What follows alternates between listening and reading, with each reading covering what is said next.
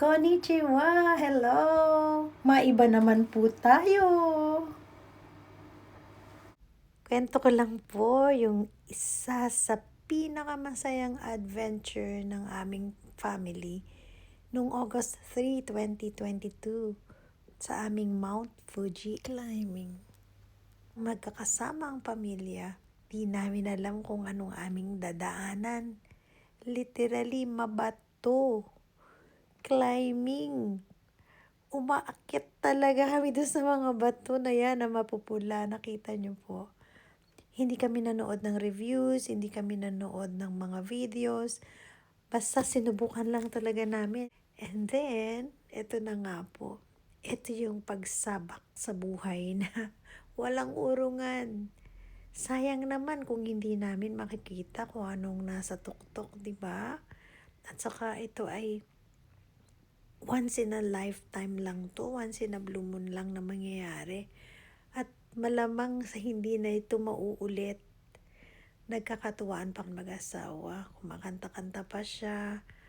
Pero hindi namin akalain na napakahirap pala talagang akyatin. Masaya naman kasi ang dami naming natutunan as a family.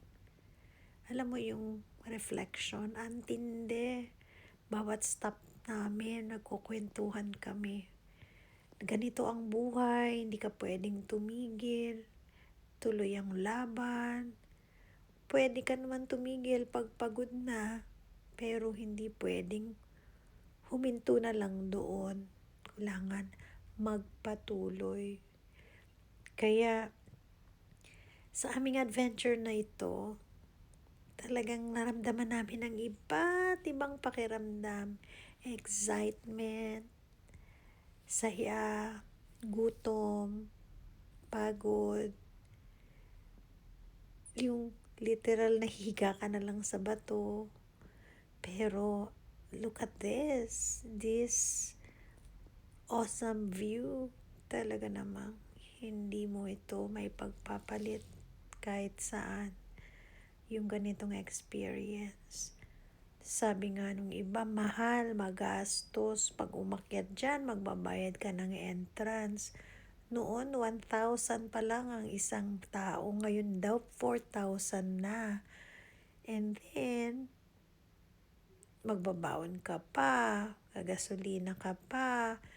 Magastos talaga, pero hindi ko to ipagpapalit. Itong experience na tong nagpatatag sa amin bilang family. Alam mo yung pakiramdam na tuwing mahihirapan at tuwing may pagdadaanan, babalikan tong video na to para sabihin sa mga anak ko na kinaya natin noon, kakayanin natin ngayon. Basta sabay-sabay, sama-sama tayo sa lahat ng lakbayin sa buhay na ito. Look at this. This reminds us God's wonders. Sus Ginoo, ang drama ko na. Sorry naman. Ang ganda talaga ng Mount Fuji. Napakaganda ng kalangitan, ng nature. Kailangan nating sabay-sabay na makita as family para ma-appreciate natin ang isa't isa at ang kapangyarihan ng Diyos. Then, tuloy-tuloy kaming naglakad. Stop every station. As usual, kain. Ang daming baon na pagkain ang asawa ko dyan. Kaya ang bigat ng bag niya. Pero nung pagbaba, ubos na. Kaya magaan na. And look at this. Literal po, nagagapang ka talaga sa mga batuhan na to. Parang buhay din. Bago mo matapos ang lahat, gagapang ka talaga. Pag susumikapan mo talagang marating ang dulo. Dahil masarap ang pakiramdam kapag nakita mo na yung dulo. At sa paglalakbay, ayan, may makakasabay ka. May makikilala ka. At makikita mo kung paano din sila nagpupursige kahit may edad na sila. Tayo pa ba ang bibitaw kung sila nga kinaya nila, mas matatanda sila at kami pa bang mas malalakas, sabi namin. So tuloy ang hiking. Tumataas na kami. Elevated na nga from the ground. And then, pagdating namin sa dulo, ang sarap ng pakiramdam. Ang daming stations, ang daming pahingahan. Ganyan din sa buhay. Hanap ka ng pahinga mo.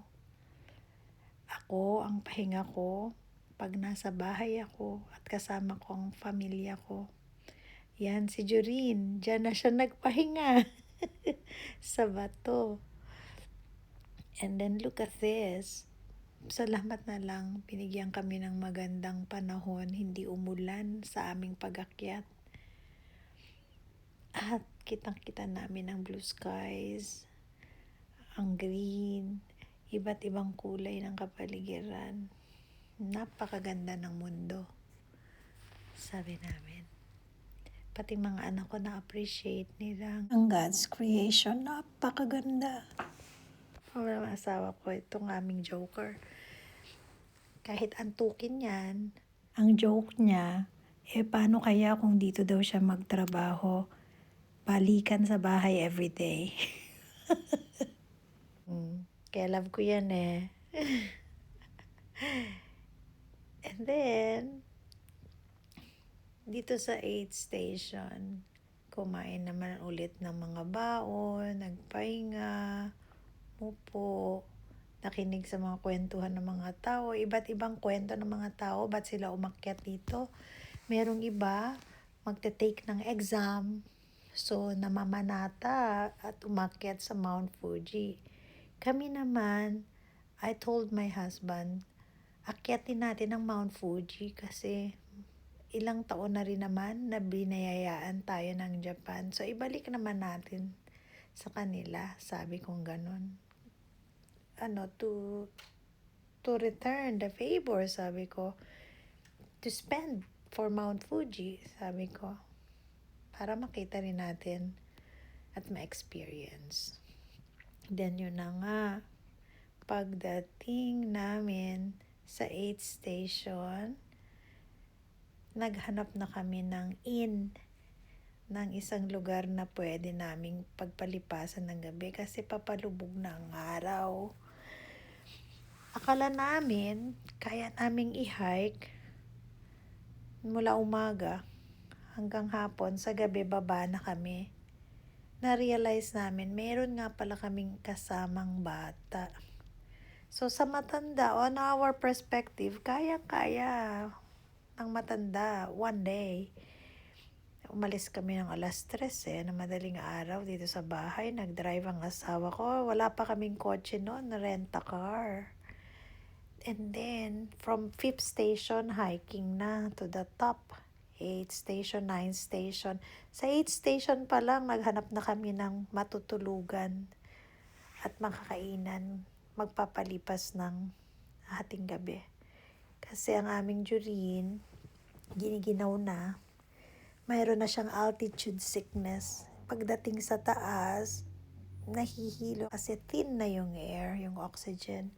So, hindi namin na-expect yun na meron palang altitude sickness, meron palang pwedeng pagdadaan ng ganon.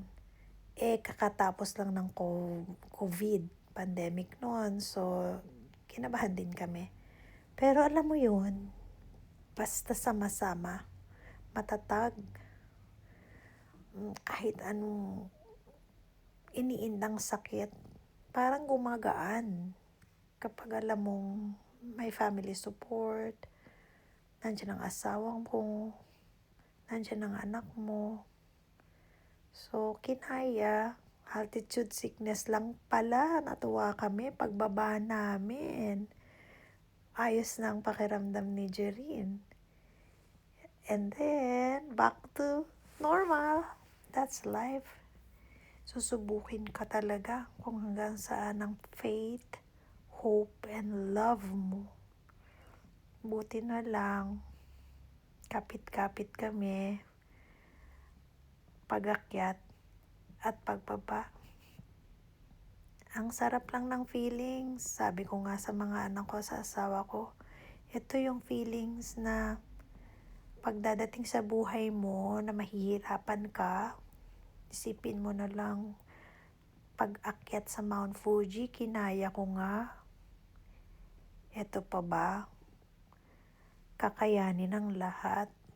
Basta sama-sama ang pamilya, sama-samang nakipaglaban, may umaalalay, kakayanin lahat.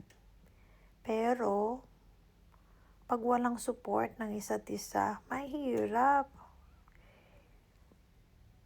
Hindi madali umakyat kung mag-isa ka lang. Kailangan tungkod ni Jorin. Kailangan ko ng support ng family ko. Kailangan namin ang isa't isa. Kaya itong pag-akyat namin na ito sa Mount Fuji, ang pinakamasayang araw sa buhay ko.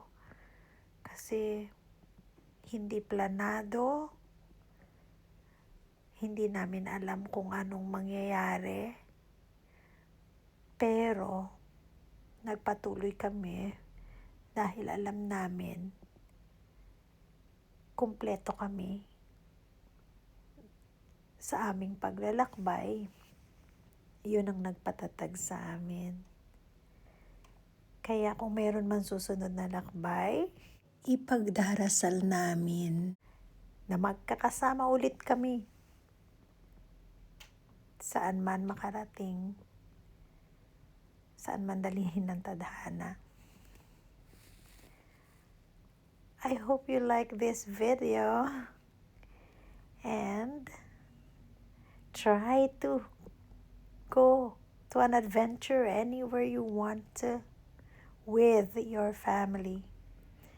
Doon mo mapapatunayan na wala nang ibang mas mahalaga pa sa mundong ito kundi ang buong pamilya magkakasama.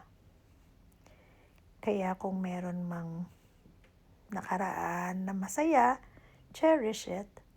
Kung may nakaraan na hindi kasiyahan, huwag mo nang alalahanin yun. Move on. Katulad ng pag-akyat sa Mount Fuji. Huwag kang mag-stay sa isang station kung gusto mong may marating at maramdaman yung feeling na I made it, we made it. At yun ang po, ang haba na ng kwento ko at reflection. Saan naman kaya ang susunod na aming adventure? Samahan niyo po kami. Thank you for watching. We love you. And please subscribe to our channel. Ano kayang sasabihin nila?